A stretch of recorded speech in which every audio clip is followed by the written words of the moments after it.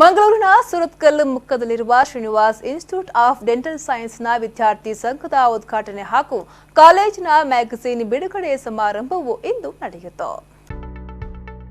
ಕಾಲೇಜಿನ ಆಡಿಟೋರಿಯಂನಲ್ಲಿ ನಡೆದ ಕಾರ್ಯಕ್ರಮವನ್ನು ಪಶ್ಚಿಮ ವಲಯ ಐಜಿಪಿ ಅರುಣ್ ಚಕ್ರವರ್ತಿ ಅವರು ದೀಪ ಬೆಳಗಿಸುವ ಮೂಲಕ ಉದ್ಘಾಟಿಸಿದರು.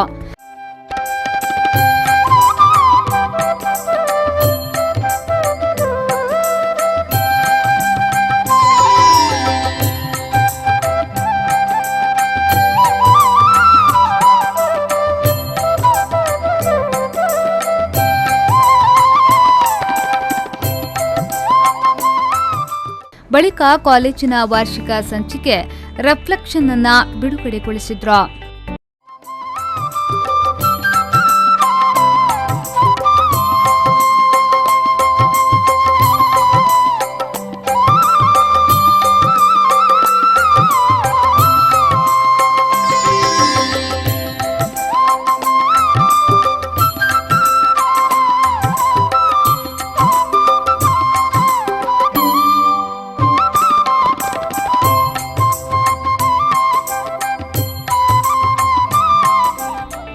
ಇದೇ ಸಂದರ್ಭದಲ್ಲಿ ವಿದ್ಯಾರ್ಥಿಗಳಿಗೆ ಬ್ಯಾಚ್ ಅನ್ನು ವಿತರಿಸಲಾಯಿತು.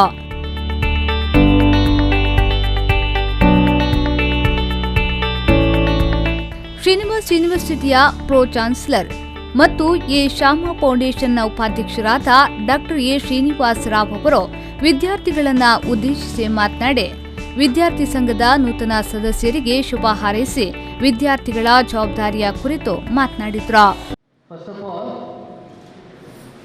Let me congratulate the new team which has taken over as the council members here and has taken the oath in presence of our chief guest.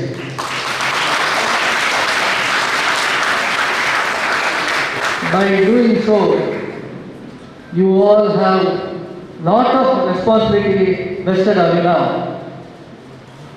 Now onwards, it is your duty to see that all the activities, whatever was done by your predecessors, is taken over and more constructive activities is carried out in your institution. As you know, it's a highly... ಕಾಲೇಜಿನ dean professor ಡಾ ಮನೋಜ್ ವರ್ಮಾ ಅವರು ಮಾತನಾಡಿ ವಿದ್ಯಾರ್ಥಿಗಳಿಗೆ ಶುಭ ಹಾರೈಸಿದ್ರು.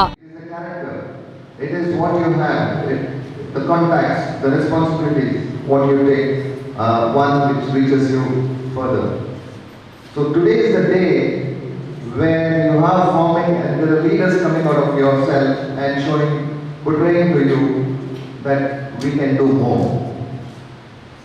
So the last council has done a wonderful job.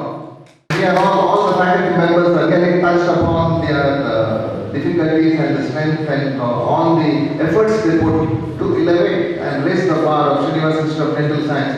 Not only they have competed with all the universities, the neighboring colleges, and the beauty is they have won all. ಈ ಸಂದರ್ಭ ಕಾಲೇಜಿನ ಸಿಬ್ಬಂದಿ ವರ್ಗ ಹಾಗೂ ವಿದ್ಯಾರ್ಥಿಗಳು ಉಪಸ್ಥಿತರಿದ್ದರು.